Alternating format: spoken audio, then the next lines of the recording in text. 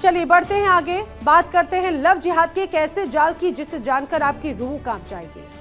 भोपाल, जिसे झीलों की नगरी और तहजीब का मरकज कहा जाता है, आज वहां से जो खबरें निकलकर सामने आ रही हैं वो रूह कपा देने वाली है। ये केवल एक अपराध की कहानी नहीं बल्कि एक संगठित सिंडिकेट की साजिश है जिसने कई युवतियों के अस्तित्व को कुचलने का प्रयास किया। अब मध्य प्रदेश की राजधानी में धर्म परिवर्तन और यौन शोषण का बड़ा सिंडिकेट उजागर हुआ। छत्तीसगढ़ और एमपी की 2 युवतियों ने भोपाल के बाग सेवनिया थाने में शिकायत दर्ज कराई कि उन्हें नशीला पदार्थ देकर उनके साथ कई बार रेप किया गया, इस्लाम धर्म अपनाने के लिए उन्हें मजबूर किया गया। और पुलिस ने हालांकि जब मामला सामने आया तो एक आरोपी को गिरफ्तार जरूर कर लिया है, लेकिन अभी भी उसके 3 साथी फरार बताए जा रहे हैं। ये पूरा मामला क्या है, आइए आपको विस्तार से समझाती हूँ। मध्य प्रदेश में लव जिहाद का जाल आखिर कैसे बिछाया गया, ये पूरी स्टोरी जब आप जानेंगे तो बड़े हैरान रह जाएंगे। मध्य प्रदेश में राजधानी भोपाल में धर्म परिवर्तन के बड़े सिंडिकेट का खुलासा हुआ। पेशे से ब्यूटिशियन पीड़िता ने रूम पार्टनर आमरीन पर आरोप लगाए। अगस्त 2025 में आमरीन का एक दोस्त बना पीड़िता को अपनी बहन के घर पर लेकर गया था, जो पीड़िता को इस बीच नशीला पदार्थ पिलाया और पहली बार उसके साथ में दुष्कर्म को अंजाम दिया गया। आमरीन पीड़िता को अपने परिजनों से मिलाने के लिए अब्बास नगर लेकर गई। आमरीन के भाई बिलाल ने चाय में नशीला पदार्थ मिलाया, यह आरोप है, और नशीला पदार्थ मिलाकर उसे बेहोश किया और बेहोशी की हालत में उसके साथ में फिर से रेप किया गया।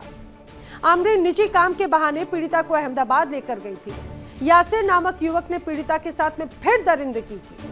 आमरीन के करीबी चंदन यादव ने भी उसके साथ में रेप किया। पीड़िता को जबरदस्ती छोटे कपड़े पहनाए, अनजान लोगों से मेलजोल बढ़ाने और संबंध बनाने के लिए मजबूर किया जाता था। आरोपियों ने लगातार पीड़िता पर धर्म बदलने का भी दबाव बनाया। विरोध करने पर उसे जान से मारने की भी धमकी देने का आरोप लगाया। आरोपी आमरीन, आफरीन और चंदन, उसे अरेस्ट कर लिया गया है। आरोपी बिलाल, चानू और यासिर की तलाश अभी भी जारी है। लेकिन जिस तरह से पूरा मामला सामने आया उसमें कई और पहलू हैं।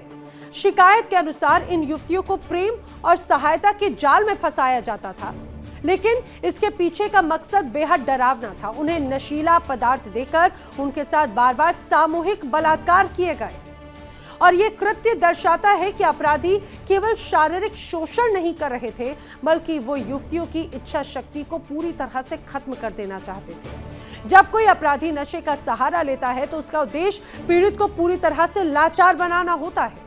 अब भोपाल के बाग सेवनिया थाने में दर्ज ये मामला इसी पार्श्विक मानसिकता का प्रमाण है। इस मामले का सबसे भयावह पहलू है इस्लाम धर्म अपनाने के लिए मजबूर करना। भारत का संविधान हर व्यक्ति को अपनी इच्छा से धर्म चुनने की आजादी देता है, लेकिन जब निकाह या बलात्कार के माध्यम से धर्म परिवर्तन का दबाव बनाया जाता है तो वो सीधे तौर पर मानव अधिकारों का हनन है। अब लव जिहाद का भोपाल मॉड्यूल क्या है और आखिर इसको लेकर खुलासा क्या हुआ है, आइए वो भी आपको बताते हैं किस तरह का खुलासा हुआ। दरअसल बताया जा रहा है कि लव जिहाद का भोपाल मॉड्यूल अमीर लोगों को दरअसल लड़कियों को सप्लाई किया जाता था। इसमें यह पता चला गरीब लड़कियों को झांसा देकर पहले फंसाया जाता, धर्मांतरण कराने के लिए गैंग से 2 बहनें जुड़ी हुई, यह आरोप नजर आया। उसमें एक और आरोपी था चंदन, वो भी धर्म परिवर्तन करा चुका है। फरार बिलाल, चानू पर रेप करने का आरोप है। तो आमरीन, आफरीन के भाई बिलाल और चानू बताए जा रहे हैं। इतना ही नहीं बल्कि इन आरोपियों ने, जिसमें यासिर था, यासिर ने अहमदाबाद में पीड़ित के साथ में रेप भी किया, ये भी बात सामने आई। आमरीन और आफरीन का रिश्तेदार यासिर, जिस पर धर्म परिवर्तन गिरोह की सरगना होने का आरोप है और उसमें ये 2 सगी बहनों की भी बड़ी भूमिका है। ये दोनों सगी बहनें आमरीन और आफरीन फिलहाल अरेस्ट की जा चुकी हैं, लेकिन अभी और भी ऐसी बातें हैं जिनका खुलासा होना बाकी है। समझिए, जिस तरह से पूरा मॉड्यूल सामने आया, ये एक सोची समझी रणनीति लगती है। पहले भरोसा जीतो, फिर वीडियो बनाओ या नशीले पदार्थों के जरिए ब्लैकमेल करो और आखिर में पहचान मिटाने के लिए जबरन धर्मांतरण कराओ। ये एक सिंडिकेट इसी ढर्रे पर काम कर रहा था। ये वारदात समाज के लिए एक वेकअप कॉल है। अक्सर ऐसे मामलों को हम व्यक्तिगत अपराध मानकर छोड़ देते हैं, लेकिन जब इसमें धर्मांतरण या सिंडिकेट जैसे शब्द जुड़ जाते हैं तो ये एक सामाजिक सुरक्षा का मुद्दा बन जाता है। और लड़कियों को बाहर निकलने, काम करने, पढ़ाई करने की आजादी होनी चाहिए, लेकिन उस आजादी की रक्षा करना प्रशासन का पहला दायित्व, कर्तव्य है। और यदि राजधानी में ही बेटियां सुरक्षित नहीं और उन्हें नशीली गोलियां खिलाकर मजहब बदलने पर मजबूर किया जा रहा है, नेक्सस चलाया जा रहा है, तो फिर न्याय की उम्मीद आखिर किस जगह पर की जाए? आपको बताते हैं कि आखिर ये लव जिहाद है क्या। दरअसल लव जिहाद एक बहुत विवादास्पद शब्द है। लव जिहाद शब्द की कोई कानूनी परिभाषा तो नहीं, लेकिन प्यार के जाल में फंसा करके धर्म परिवर्तन का खेल खेलना, जनसंख्या में बदलाव करना और धार्मिक विस्तार करना, धार्मिक पहचान छुपाकर हिंदू को टारगेट की कोशिश करना। यूपी, एमपी, गुजरात जैसे कई राज्य हैं जहां पर लव जिहाद पर बाकायदा सख्त कानून भी तैयार किए गए हैं, क्योंकि लगातार इस तरह के मामलों में इजाफा हो रहा है और यही वजह है कि कानून की जरूरत आन पड़ी। लव जिहाद के खिलाफ कानून तो है, लेकिन इसके बावजूद अपराधी कानून से खेलते हैं। प्रेम निस्वार्थ होता है, कोई शक नहीं, लेकिन जब प्रेम की शुरुआत ही झूठ से हो, झूठा नाम, झूठी पहचान और हाथ में बंधा हुआ कलावा, तो वो प्रेम नहीं बल्कि शिकार है। देश के कई हिस्से, चाहे वो केरल हो, उत्तर प्रदेश हो या मध्य प्रदेश, हर जगह से एक ही तरह के मॉड्यूल सामने आते हैं। लड़कियों को पहले भावनात्मक जाल में फंसाया जाता है, फिर उनका अश्लील वीडियो बनाया जाता है या नशीले पदार्थों के जरिए मजबूरी का फायदा उठाया जाता है और अंततः निकाह की शर्त के रूप में कलमा पढ़ने और धर्म बदलने का दबाव डाला जाता है। यदि प्रेम सच्चा है तो धर्म बदलने की शर्त आखिर क्यों? क्या ईश्वर की इबादत के तरीके बदलने से प्रेम बढ़ जाता है? क्या ये उस पहचान को मिटाने की कोशिश है जिसे वो युवतियां सदियों से जीती आ रही हैं? आपको बताते हैं कि देश में आखिर धर्मांतरण का जाल किस रूप में फैला है, कहां कहां फैला है धर्मांतरण का जाल और इसको कंट्रोल करने के लिए क्या किया जा रहा है। दरअसल खासतौर से अगर बात करें, जो सबसे ज्यादा प्रभावित राज्य हैं उसमें नाम है उत्तर प्रदेश का, मध्य प्रदेश का, छत्तीसगढ़ का, उड़ीसा, कर्नाटक, गुजरात। ये सबसे ज्यादा प्रभावित प्रदेश हैं। उत्तर प्रदेश में 2021 से 2023 के बीच में 427 मामले दर्ज किए गए, 800 से ज्यादा आरोपी गिरफ्त में आए हैं। इसमें बरेली, गोरखपुर, लखनऊ मुख्य केंद्र रहे।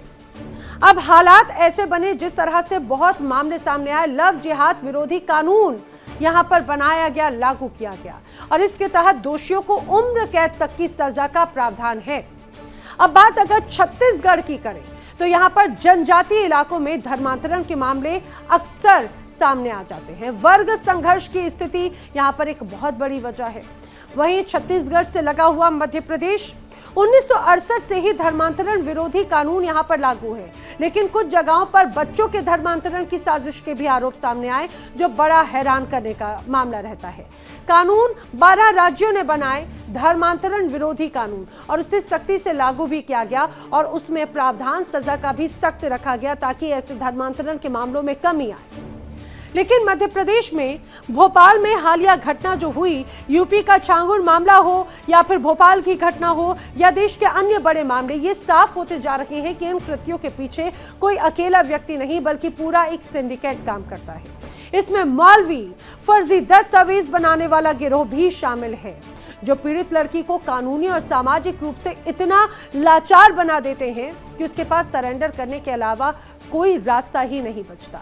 अलग अलग जांच एजेंसीज के खुलासों ने संकेत दिए कि इस प्रकार के संगठित धर्मांतरण के पीछे विदेशी फंडिंग और कट्टरपंथी संगठनों का हाथ है। इनका लक्ष्य केवल एक लड़की का धर्म बदलना नहीं होता, बल्कि एक दीर्घकालिक रणनीति के तहत डेमोग्राफिक चेंज लाना इनका मुख्य उद्देश्य है। अब ऐसे हालातों को लेकर ही हिंदू धर्मगुरुओं ने अलग अलग मंचों से लोगों से अपील की। क्या कहा है हिंदू धर्मगुरुओं ने, वो भी सुनिए जरा।